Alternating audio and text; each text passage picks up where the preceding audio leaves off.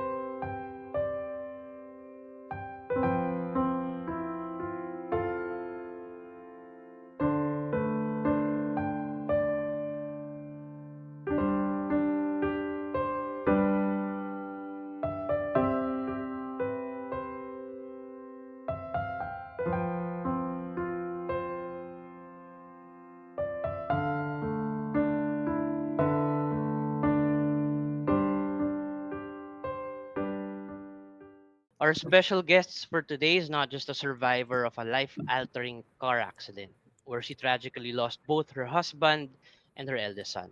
She's also a beacon of strength to emerge from the shadows of traumatic grief to find hope and healing. She is joined by her two beautiful children. Yes, meron po siyang mga kasama ngayon at ang kagandahan, dalawa sa mga anak niya. Where we will be exploring their experiences of loss, resilience, and the human capacity to build even in the face of unimaginable pain. So welcome natin Ate Shay, si Mhm. Stephanie, and ang daughters niya si Julia and Z. Welcome. Hi. Hello! Good Hi morning. guys. Good morning, good evening. How are you? How are you? Oh, good. Surviving, living. For you, Ate Steph, and for your daughters as well. Is it okay? Ready ba kayo to talk about it? Alam mo naman siguro kung ano yung cover natin for today's episode. Hindi nyo kayang sagutin, just let me know at si Ate Shay kung magsiskip tayo sa questions. We can Alright? always come back to it when you feel like you're ready, but we can pace ourselves and just be present. Unang-una, Ate Steph, how are you? I'm good. I'm good. I'm nervous, but I'm good. Can you share a bit about yourself before the said accident and what life looked like for you at that time? So yes, I am Stephanie, and a bit about myself would be that I am the youngest and the only daughter of a family of 5. I grew up knowing more about ships because my dad was a shipbuilder and ship repairer. My parents were self-made successful business people, and life was just like any typical family growing up. Both my brothers studied abroad. They'd come home every now and then to visit, and my parents were busy growing the business. My grandparents lived out of town, so it would either be road trips to visit the grandparents. We had a lot of nice time. Since my dad is a shipbuilder and ship repairer, he actually did build a yacht for the family. And so a lot of fun memories on boat rides and road trips. And as I grew older, things started to change. My brothers eventually had their relationships. I went off to college, and for some reason, it just got a little bit lonely for me. Took the wrong turn. It kind of set me off to my direction in life. With all those little challenges, I decided, since I felt so lost, maybe I go visit church. And I did. And at that time, I met this guy named Carlos, who eventually became my husband. And from there, things just grew. We got married, we had children. That was what life was all about. I had Vincent, my only son, eldest son, then Z and Julia. And yes, that's what it was. Thank you for sharing, Ate Steph. I have the similar question actually for Z and Julia. Just tell us a little about yourself as well. How was childhood like for you? I am Z, 23 years old, and I love to sing. I was actually part of the nursing choir when I was a nursing student in the Cebu Doctors University, but only until the second year of college because of the pandemic. And currently, I am a early childhood educator here in Australia and a student as well. Speaking about childhood, it was fun at times and also sad at the same time. Fun because we would go in and out of the country, and sad because obviously my family wasn't complete. But hey, I am grateful for all the things I've went through, no matter how challenging it is, because I wouldn't be who I am today if it wasn't for all of those things thrown at me back then. You heard my name. I'm Julia. I'm 21 years old. I'm the youngest. And usually, you know what that means. To put it plainly, I'm very vibrant. I'm an animated person and a people person. I'd like to believe growing up, till now, I ventured into a lot of different things like sports, performing, nature, things like that, you name it. My sister and I enjoyed doing things together. We both did choir together for a little bit, and we also did soccer, surprisingly. You know, we both flourished into our niches and we supported each other a lot. I think in my younger years, our younger years, I felt very protective of my sister growing up because she was bullied in a sense because her peers were not as understanding as mine were. So I felt that I had to step up. Her peers were not knowledgeable enough about the situation. And to put it plainly, I think both of our childhood, our journey, I would say is a little different compared to everybody else's. And you can't really expect younger kids to understand what, we go through and how we coped. It was a very different dynamic as a family. I used to Best. play for our school actually, soccer, since from grade 7 up to third year high school. I was part of the aspirants team of soccer. Relating to that, 'di ba? It's a good distraction din sa mga bagay-bagay na umiikot sa or mga binubuhat natin sa shoulders natin. So thank you for sharing, Julia. So dun tayo sa the moment of impact. So we're gonna dig deeper dun sa topic natin for today's episode. Yes, that's right. Now, at this Steph, Mm, we're going to delve into the moment of mm, impact. And you know mm, what this means. It's going to take some recollection of the events of the past, mm. and we are here for you throughout. Okay? So, for at this Steph, take us back to the moment of the accident. What do you recall that happened? Who was with you at the time? And what are the emotions and thoughts that was racing through your mind? Just like always, our families would normally go and visit our parents, right? And as of my last recollection, it was just one regular visit to the family. My mom and dad lived back then 20 minutes away because traffic wasn't that bad. And we just had a dinner and we discussed a lot of things and we just had a good time. And since my son Vincent had a modeling show the next day, we had to go home. But because of all the good time we had that evening, decided to go home at 1 a.m. in the morning. They actually held us back. Everybody was saying, "Why don't you just sleep over and leave early in the morning?" But since my son is not really much of a morning person, we decided it's better we start off at home. So we did go home. The travel home was really a blur, to be honest. As far as I can recall, I never expected that to happen. And as far as I can recall, it was just bright light. Something happened, and all I remember was seeing bright light. And I heard my husband, Carlos, say, "Let go." He said it in a way I can't really describe it, but that's my core memory of letting go. And then a bang. I didn't know what that was at that moment, but that's what I remember. And all I could hear was engines. The engine was revving. You know how that is. Na all that was like right beside my ear was just that revving engine. I had a shortness of breath, like I was having really short grasps of breath, and it became very, very, very hot for me. I felt really hot. Voices, I guess, probably from the outside. And it seemed like there were just people around, but I don't recall seeing anything. Most of the recollection was just what I heard. I felt a leg behind my back. At that moment, it seemed like I was lying down. I felt a leg behind my back, sense like a support. Mhm. And I recall this man saying, "Okay, Rakaday," meaning you're gonna be fine. Apart from that, a core memory was I had to hold on to the door jamb of the car, and I could still really remember the broken glass. In my head at that moment, I was thinking Z was on my lap and she was stuck under the dashboard somewhere down there. And in my head, I was just like trying to make so much way to get Z out. I was in my head, I wanted to say, "Help her, she's stuck."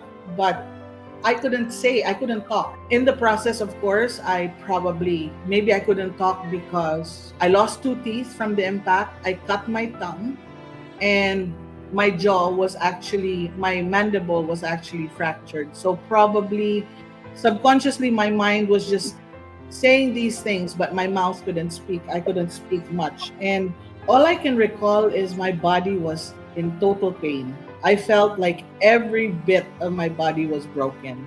Thank you for sharing, Ate Steph. You mentioned Z was with you and you were trying to express she was stuck. You said somewhere, and you couldn't really verbalize it. Can you, just to follow up, can you tell me how old Z was at that time? Yeah, she just turned 3. Okay. Yeah, my children, okay, I'm just gonna have to add a little to share. My children had very close intervals to their birthday. Since Julia turned 1, because what we do is for every first birthday we celebrate it big, right? Because it's the first birthday. When Julia turned 1, it was also the same time Vincent turned 8 and Z turned 3. So at that time, Z was 3 years old. And Julia, at the time, where was she at the time of the accident? She was home in our house, not with my parents. She was home because she was having fever. So we didn't bring her. So she was just home with the nanny. Thank you for sharing that, Ate Steph. You're so brave to kind of recollect all those, tragic memories of how it happened. I understand that it's difficult to kind of bring that back, but it is indeed a very tragic accident. And so I just commend you for having to be brave to recall that. My question now is for Z. We understand that you were fairly young when the accident happened. Your mom said you were 3. Do you have any recollection of the event at all? Tell us, what did you sense from your body, or any thoughts that you recall at that time? Well, I was only 3 when the accident happened, so honestly, I have nothing that I can remember. And I only know of what happened because of the stories told to me by people. And it honestly shocked me because I wouldn't have thought we would have survived that accident. I was told that I had a wound on my forehead because of banging either the dashboard or the windshield, and it cut a few inches on my forehead. And due to the impact, my brain was swollen, which, having said that, when they put anesthesia, it would have been a risk. So I couldn't take the pain of it being stitched up without the anesthesia. So I actually had the wound open for 3 days until I was stable enough to have anesthesia. And I was also told that my brain was affected to the point where I was half paralyzed for about 8 weeks. Yeah. And because of that, I wasn't able to walk straight or unassisted. And then I was told to wear a helmet because they were protecting me from any more danger or impact from falling. My right arm was filled with glass punctures because obviously the impact caused the windshield and stuff. So, yeah, thinking back as I grew up, still at a young age, I was amazed. amazed because I was able to live through all that condition. It's amazing. Thank you for sharing that. It's amazing how naturally our body has the capacity to heal, Hmm. especially from such a young age when the accident happened. You would think that as a child, you see a child that is so fragile that you would think that it's just the resilience of how one can actually heal from that impact is amazing. So, but we're honored that you're here and you're here with us to share. So, thank you. I actually saw the video. I didn't finish it, but I watched it. Hindi ko tinapos yung video dahil it was so tragic nga. When I saw Z being pulled out of that wreck, you wouldn't think sa totoo lang na somebody would survive that. It's not just you guys, no? Yeah, not just us. It was a truck and another vehicle.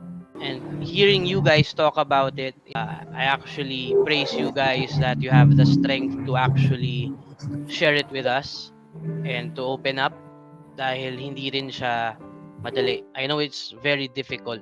Siguro it's about time to release all that weight on your shoulders and talking about grief. Wala talaga ako masabi, Ate Steph and Z. Yeah, it was Uh, something that was like seemingly like a nightmare. If you really come to you know, think about it, it was something nobody would have ever wanted nor imagined.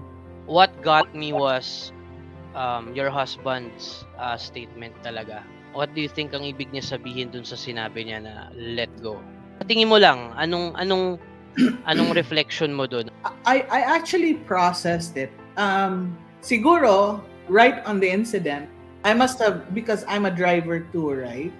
And so maybe he meant it in a way because maybe I tried to intervene, maybe hoping to, kind of help move the car somewhere else so we don't get hit. But later on, It's okay. Relax, Ate Steph. Relax. I just processed it. And because my husband, he also had a prayer book. He was a very God fearing person, my husband.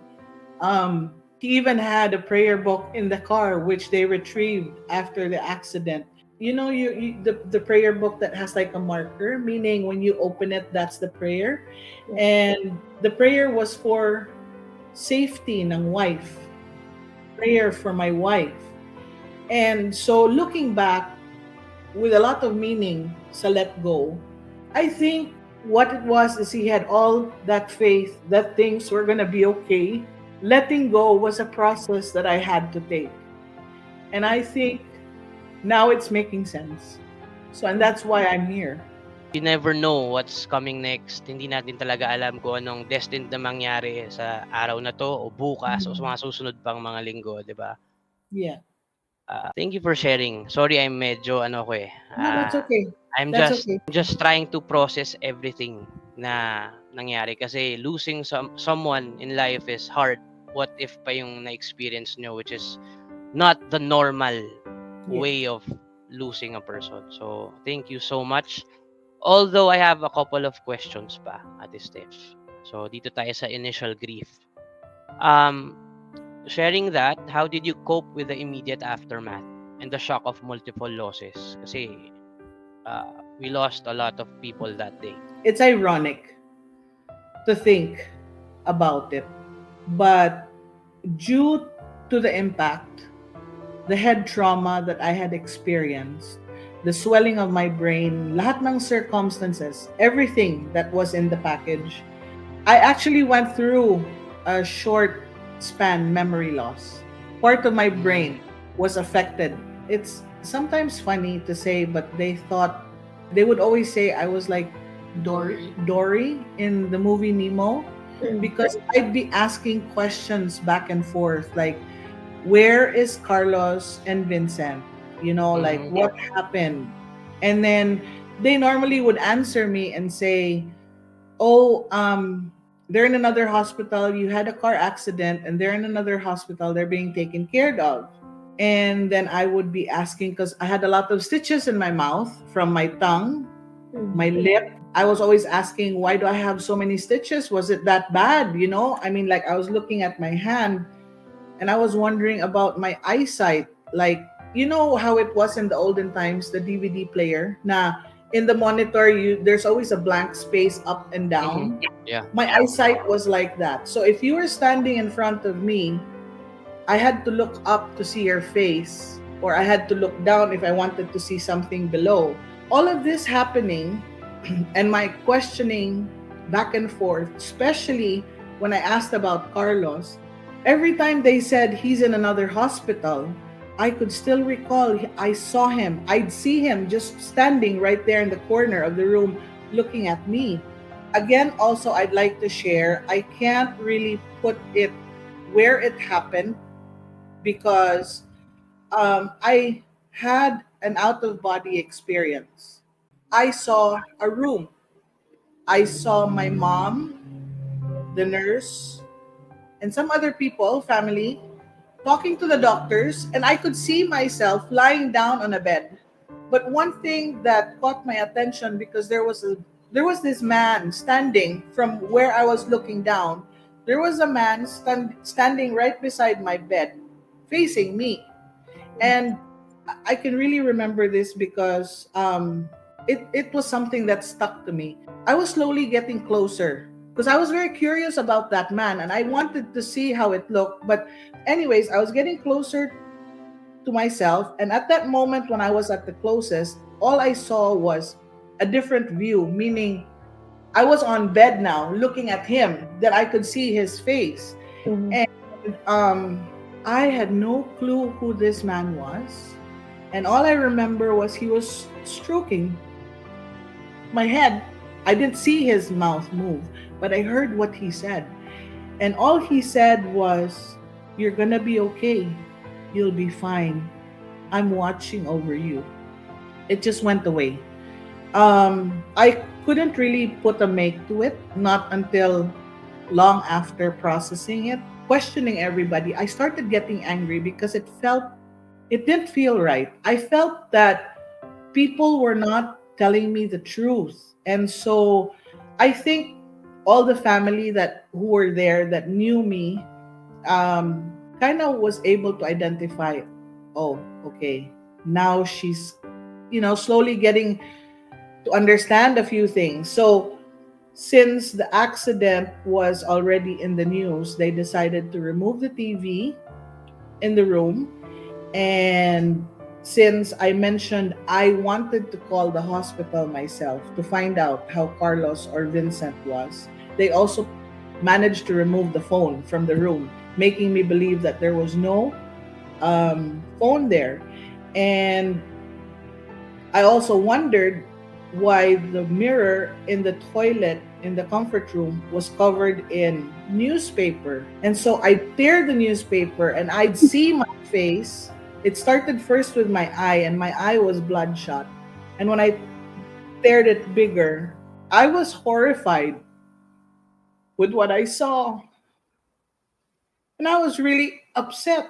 And I asked them, can anyone just tell me what the hell happened? And so, anyways, they decided it's time to calm her down. So they gave me medication. I was through my dextrose. They gave me whatever medicine that was. It did its trick, to be honest. It was able to calm me down and numb me to whatever numb, as far as numb gets. And they were able to tell me the truth of what happened. And honestly, I really have the meds to thank. I have that intervention to thank because I wouldn't know how I'd react at that time if it weren't for that. And so, yeah, because of that, I requested the hospital that I'd like to go out on pass. And if it were allowed, and I really wanted to see my husband and my son, who were at the moment in the funeral home. And in my head, I was trying to make believe na it's just a dream. But anyways, yeah, I got to the funeral home and I got to see the truth that they're gone. But because the meds did their magic, not a single teardrop. And all I can recall is inside, I was screaming. I was angry. why this had to happen, but I was just calm. And that was for me the most immediate aftermath that I had to experience. Siguro Ate Steph 'no, the reason why hindi nila agad sinabi sa'yo, so they know it won't help, eh. Kumbaga, it will cause more panic or baka mas makasama pa sa'yo and all. So, pero hearing that 'no, para kang nananaginip. May mga lapses, eh, 'no, sa mga nangyayari around you na hindi mo talaga siya totally maalala kung ano talaga yung mga nangyari. So, nalaman mo pala na what really happened nung medyo naka-settle ka na sa hospital. How long did it take na nasa hospital ka, Ate Steph? You know, this is another part of the whole process, no, sa experience, because I was in and out of the hospital for months. Why? Because there were things that weren't found during the initial. Everybody was so focused on just saving our lives. We were actually fighting for our lives with the Mhm. condition of our brain trauma. I think it's a miracle that we are alive. It And is. they didn't see that um, my mandible was fractured. Not until another doctor, cousin of mine, was there. He just did a little examination, very simple examination, and then they realized that I her jaw, it's fractured. That's why she can't.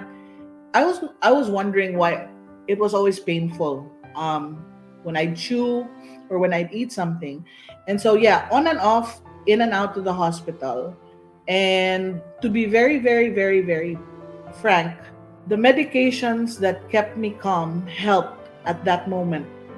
But I couldn't be on those meds for too long, because then again it would also affect other organs in my Yeah. body, right? Yeah. So what I had to process was, how in hell could I be treated or seen or responded to via trauma emergency, right? But then weeks after or months after, they see something else. Why couldn't they see it at that moment? Not Yeah. just seeing my spleen that blew up, or things in my head that needed stitches. Those were minor. I was also really upset because there were other things that they looked over, which they should have seen earlier on. And Mm. but anyways, I'm still grateful because I think that whole experience did teach a lot of other people things. Mm. And since I couldn't be on those meds for so long, my go-to was actually alcohol. I had a very, very hard time sleeping. I didn't want to talk to anyone. Like, during that time, there were immensely a lot of people reaching out, sharing gestures of kindness and sympathy. And I totally appreciate that. But during that time, I was really, really, really, really angry. And so, yeah, my fall back to that, I felt alcohol was just my best friend. I remember I had a few that I chose that I felt the safest to be myself, which was, of course, the nurse who took care of me, my best friend, and a few other close people. But apart from that, I kind of put a wall there, and I just coped in the way I felt safe, in the way that I felt I was with people who understood me. Everyone else who reached out to help, I appreciated, but it wasn't enough for me, that I kind of just put that wall there.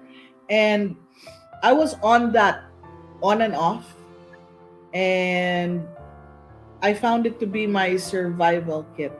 From alcoholism and the relapse to substance use, those were to me my go-tos, and that's also one of the reasons that always kept a barrier to other people that loved me, because I know that they were genuinely concerned about me, but it was just a me problem. It was a guilt, a shame, a frustration and anger. And over time, that all took a toll on me. And so, yeah, that's that.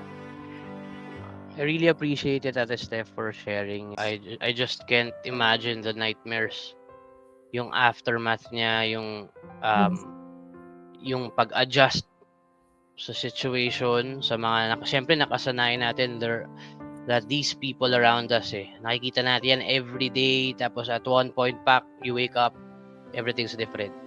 Yeah. So I really appreciate it. I know it's not easy, pero maraming salamat, Ate Steph. So let's go to Z and Julia.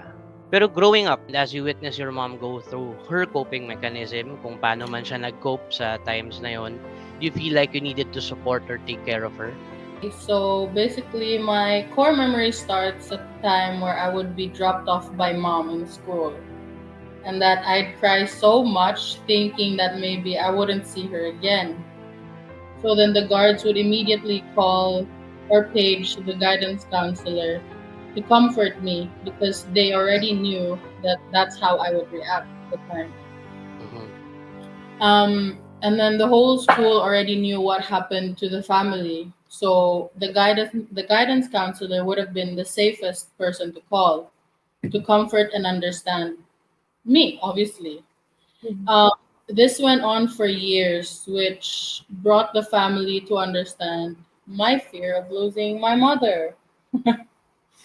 Um, I'd always look for mom because she made me feel safe. She was the only one who, even with a hug, would give me this sense of security.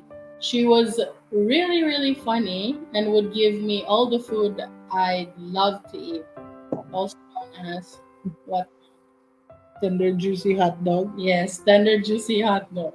I just can't imagine. Hold on, sorry. Let me just segue real quick. Let me cut you off. Not Virginia, not any other brand. It had to be Tender Juicy. If it wasn't Tender Juicy, she would be like, "What is this? Yes. Why am I tasting this?" So, yeah. Actually, iba ang lasa ng Tender Juicy. Iba talaga. So, Yeah. ayoko yung mga star, yung mga ganyan. Mga kung idols, mga ganyan. Iba pa rin ng TJ. So, yeah, going back. Growing up, there was just this connection with me and my mom. And as I saw her, she didn't really have to say much because I already felt her pain. Because she loved me so much, the only thing that I knew I could do best was to love her back the same way she did. To the point where when she would get sick when I was older, I considered a medical course so that I could take care of her and others in the future as well. Then, as years went by, I grew a compassion for children because I always wanted to ease their pain so that they wouldn't have the feeling that I felt before growing up without a dad or any situation that could somehow feel lonely. So, yun. Share ko lang bago tayo pumunta kay Julia. I lost my dad 2017, tama. It was sudden because he died due to aneurysm, brain aneurysm. So wala talaga siyang, although na bypass na siya before, pero ang naging cause of death niya was a clot somewhere.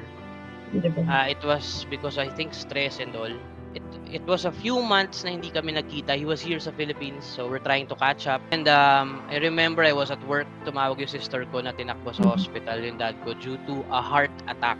So ako, hindi ako nagtaka kasi nga, he had this operation way back So moving forward, it traumatized me. Kasi hindi kami ready.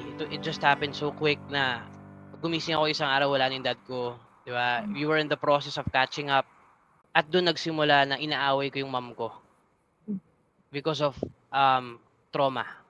Natakot ako sa situation, natakot ako sa nakita ko. Not just for me, but for my siblings as well. May time na na-hospital yung mom ko, hindi niya sinabi sa akin. Kasi alam niya kung paano ako magre-react. At nung nalaman ko sa sister ko, inaway ko mom ko. Inaway ko talaga siya na parang, yung mga ganyang bagay, kahit check up pa yan, if you feel something that isn't right, di ba? I should know. Di ba? Anak ako Tapos siya, kalma ka lang, wala to. Hindi yun I just lost a dad. Di ba? I'm not gonna lose you now. Yun yung impact sa akin nung event na yun. So yun lang, shinare ko lang na iba talaga ang tama ng trauma when it comes to losing a loved one, na kahit siya nagpa-check up lang siya, hindi niya sinabi, inaway ko siya because natatakot ako na, maulit. 'Di ba? Yun lang. Kaya thank you for sharing then, Z. So si Julia, how did you cope growing up? I know you were a baby, you were tiny nung time na yun, pero syempre growing up, knowing that this happened, I'm sure you're wondering what happened during that event, ano bang nangyari sa father mo, sa brother mo. So how did you cope with that, especially knowing na your mom is coping at the same time? Throughout the questions, you also pick up where my head was at. But essentially, we started off, like Z said, growing up, I was in kinder at the time. Mhm. So my classes were in the afternoon, and there'd be times where I'd wake up early and go drop Z off, right, with mom. So because she'd be crying there and she wouldn't want mom to go, that was the moment for me where I felt like I had to step up because the kids, her age would probably would tease her like, "Oh, mommy, mommy," like how kids are. They're mean. And mom would drop me off. Kinder, there was a funny side to it also. My mom's sense of humor. There were times where I would fake sleep, or I'd actually be genuinely asleep in the car, and she would carry me to my classroom because I really didn't want to go to school. But yeah, anyways, my dad and my brother, it was hard. There, there are a lot of angles when you put it like that. Thankfully, due to my mom, her support and her resilience, like we as a family grew up coping. I would like to believe fine. As a family, we've always kept busy, going out, and for some reason, reaching out to helping others gave us a sense of comfort and purpose from what we lost. In a sense, being able to touch other people's lives filled some of ours. So, to give you context for mom's birthdays or sometimes minor Z's or special events like Christmas and stuff, we would hold like food to share or something with either orphanages or home for the aged. So I think also growing up in that kind of culture helped shape me as a person, helps me as well. Being kinder at heart and going back also, segueing to what Javi mentioned with the video, mom only showed it to us at a certain age where she felt that we would understand. I think when she showed it to me, I was 19 at the time. It was hard to process everything. Parang after I saw the video, I really saw how strong mom was and how brave she was, even with all the pain. You know, the character of a mom trying to seize the moment, but while she was totally broken, you know what I mean? So I think that also helped me um, make a deeper connection with her. And going back to the end of the question, which is, did you feel like you needed to support or take care of your mom? In a sense, I only ever felt like I had to support her by being there for her, being present, compassionate, and all the things you would as a daughter. And really, like what Z said stood out to me, to love her back like she loved us. We didn't talk a lot about the loss and, what we went through, but we knew. And we were just there for each other. Going back to the video, you'll see sa, ano ba tawag sa ganun? Door frame ng Door kotse. jam. The jam, yeah. Oh, yeah, hindi siya. They were trying to pull her out because Z was under, kung di ako nagkakamali. But she made sure na makuha yung daughter niya. Hindi talaga siya bumibitaw na feeling all that pain, I can't imagine kasi never ko naman na nobody, wag naman sana, pero you'll see how strong she is. Dun pa lang I know nung time na yun, hindi niya pa masyado na po-process yung nangyari. But knowing na Z was there, 'di ba? Na I think ayaw niyang mauna siyang ilagay dun sa car. Yun yung ano dun She's making sure na they're gonna help her daughter. So dun makikita yung pagmamahal ng isang ina Iba talaga. Yun ang Kaya ako, hands down, ma, hello. Hands down ako sa nanay ko. I know, us kids growing up, it's tough. Diba? Marami kaming, I know this, I know that, mga ganyan. Pero we will just understand everything as we grow older. Mhm. And yung kay Ate Steph is, mabuti kang ina, Ate Steph. Diba? Yung support Thank system nyo sa you. set isa, yung daughters mo and sa'yo, and vice versa is surreal. Iba. Iba Yeah. talaga. Kaya thank you din, Julia, for sharing. Napaka-inspiring. So, back to you, Ate Shay. Andiyan ka ba ba? I'm still here. I'm Ah, also just processing everything. yes, Just a same. side comment about Ate Steph being the mother. I think in a way I can relate to that. I think instinctively, mother has just that natural instinct to protect, and Yeah. really to, you know, extend that love for whatever it takes to really save their child, right? So I can resonate with that so well. So kudos to you at this Steph. If only I can just hug you guys. My heart, my heart. I can't explain what I'm feeling. So, hearing you guys, it was very, I don't know. I don't know. I think this is why there's a trigger warning, right? Because in a way, we all experience grief in ways na maybe different scenarios, but we all experience death in a different ways. But the emotions that comes along with that is very similar. Yeah. So may numbing, may anger, may denial. Tsaka yung You're coping, when it comes to exactly. coping, it's very different depende kung sino naka-experience kasi. Oh, Mm. There are exactly. others na nagko-cope na hindi mo naman nahalata na nag-grieve. 'Di ba? Yung Yeah. parang wala lang. May ganun Yeah. eh. Meron Yeah. naman yung talagang sobrang obvious na may pinagdadaanan. There are some naman na neutral. It Yeah. depends on the person kung sinong kausap nila, kung ano yung image na ipapakita nila or emotion na ipapakita nila sa taong yun. Exactly. So, kaya hearing different stories like this one, 'di ba? You'll see how everything affects people eh. Yung depende yan eh. Yeah. Pero seeing these three na sobrang lakas after what happened, 'di ba? Yeah. It's very inspiring. Na kudos, ang galing nyo, ang galing Mhm. nyo. Yun lang maano ko diyan kasi ako losing my dad was devastating. Natural causes pa yun. It was devastating. Navigating grief, since we're on to the next question, you're saying how we all grieve differently, and like grieving in itself is a unique journey for everyone, right? So iba-ibang timeline ng mga tao. Some of them may be more emotional, some of them may be more of just an action, type of more of like a doer type of griever. So I've Yeah. seen like those different dynamics as well, from what I've seen in my own experience. But my question to Ate Stephanie, since we're on that navigating grief part, how did you navigate the early stages of your grief? And did you find any particular coping mechanism that's helpful to you at that time? Well, to be very honest, again, like I said, with what happened and with how it happened, I was more angry than sad.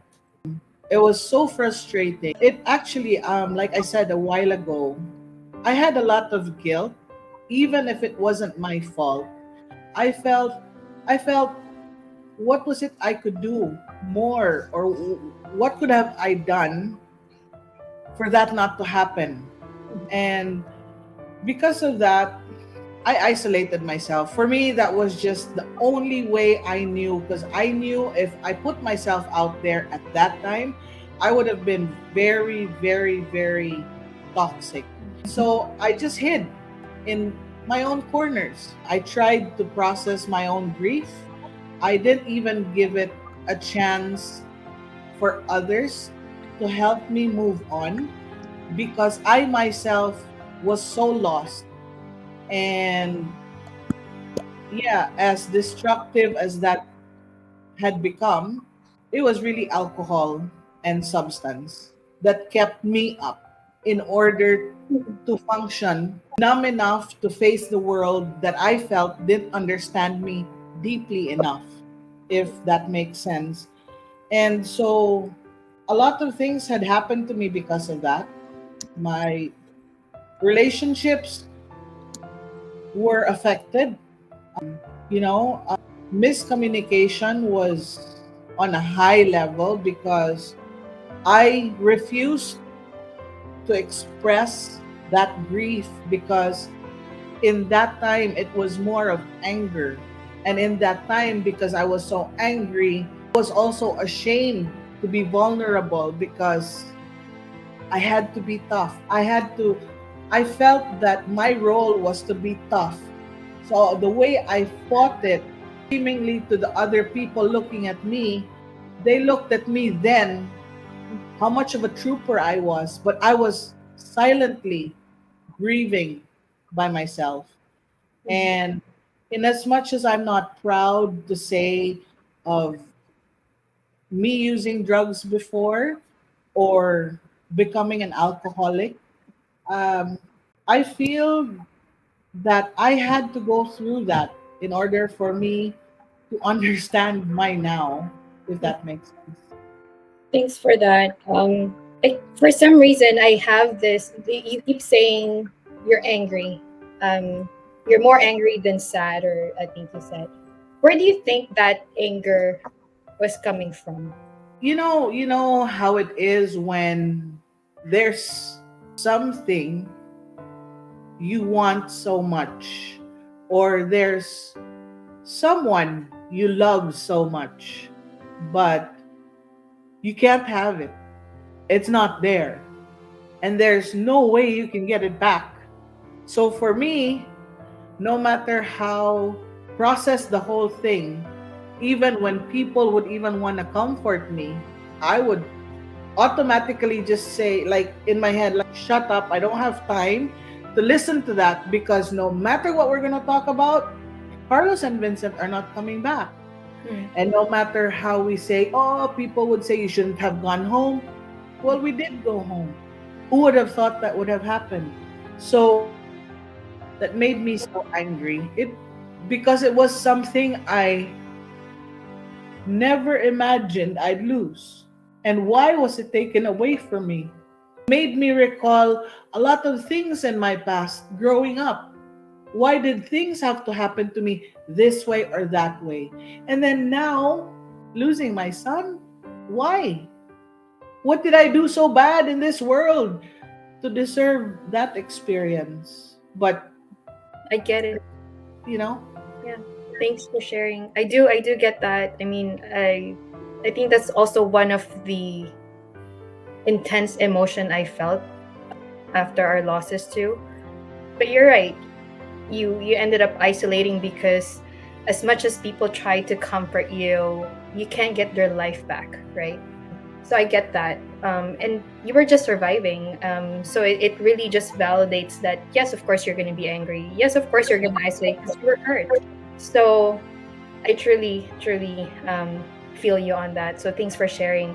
I do have another follow up question with that though. Have you ever had a survivor's guilt? Or have you found yourself thinking, why did they die? Why did they die and not me? that's a good question because during that time, I immediately thought, I wish Julia was with us because at that moment I thought maybe I was spared this miracle of a life to survive because there was still a child who needed a mother. But at that moment, I also processed the thought, what if Julia was with us? I would have rather died altogether and just not experience all that pain. So yeah, I don't know if yeah. Yeah. I mean, survivor's guilt, I was just reading through that because with sudden deaths like this that happened in your family, it is something that's a natural feeling that normally would occur after being alive after someone you love has died. So this actually is something that I thought of based on what you've experienced. And so yeah, let's move on to question to Z and Julia. Thanks for sharing at this stuff. That was a lot. For Z and Julia, have you ever thought of any what ifs or if only?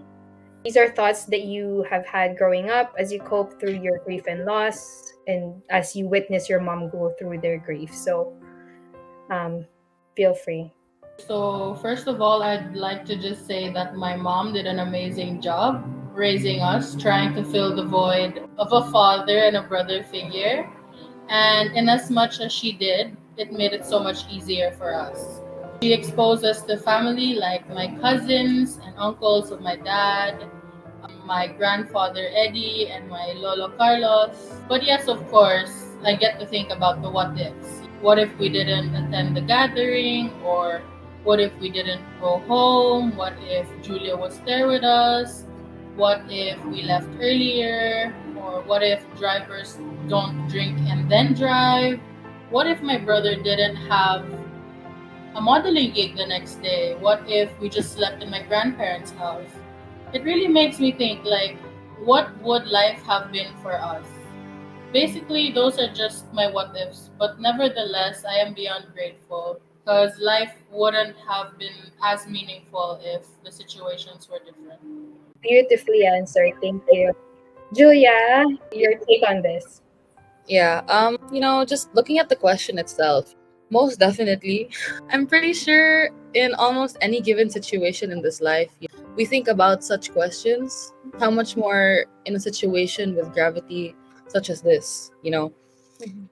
Thinking back, found my mom to be brave and strong, to be hearing our frequent questions, little kids, asking her, oh, like, what is dad like? And Baba, and things like that.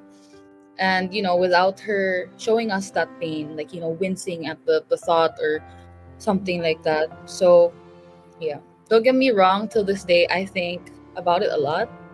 How it happened, when it happened, most especially the marriage of my mom and like how they were keeping up with everything.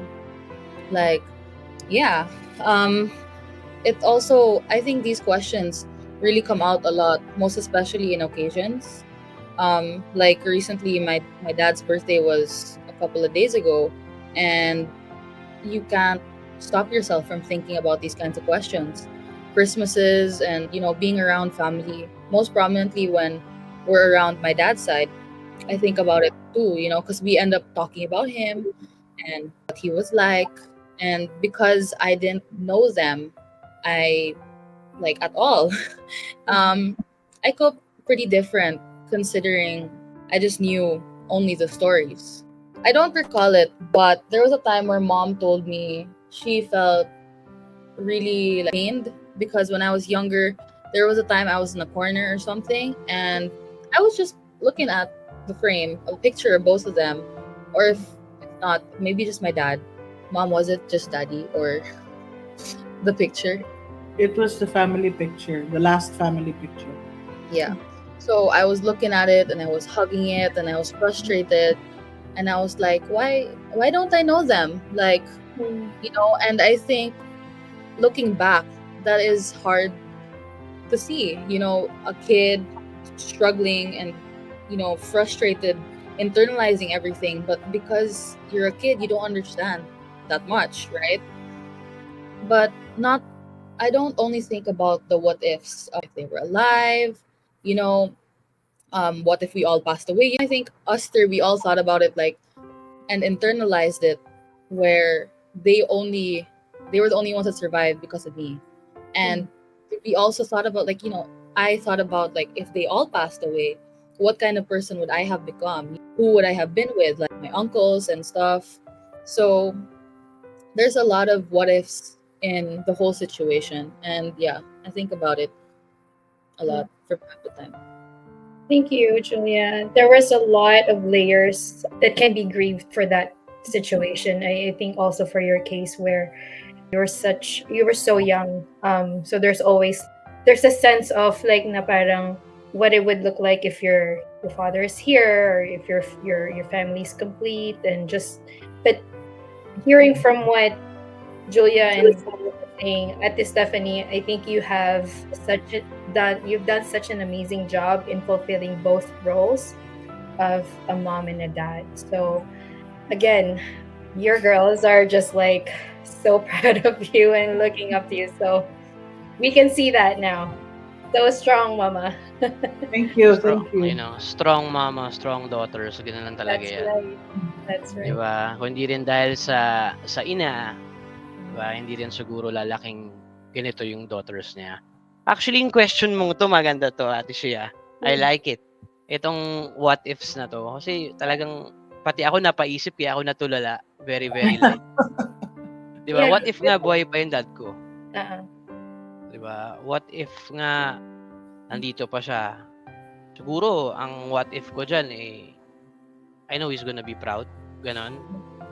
I mean, yung mga bagay na hindi ko pa na-achieve nung nandito siya, small wins ko, yung mga ganyan. Siguro it will feel better na, oh, ang galing mo, anak. Yung ganon. Alam mo yung feeling na yun? Ang galing mo. You did good. Di ba? Yeah. I'm proud of you. Pero I still have that with my mom.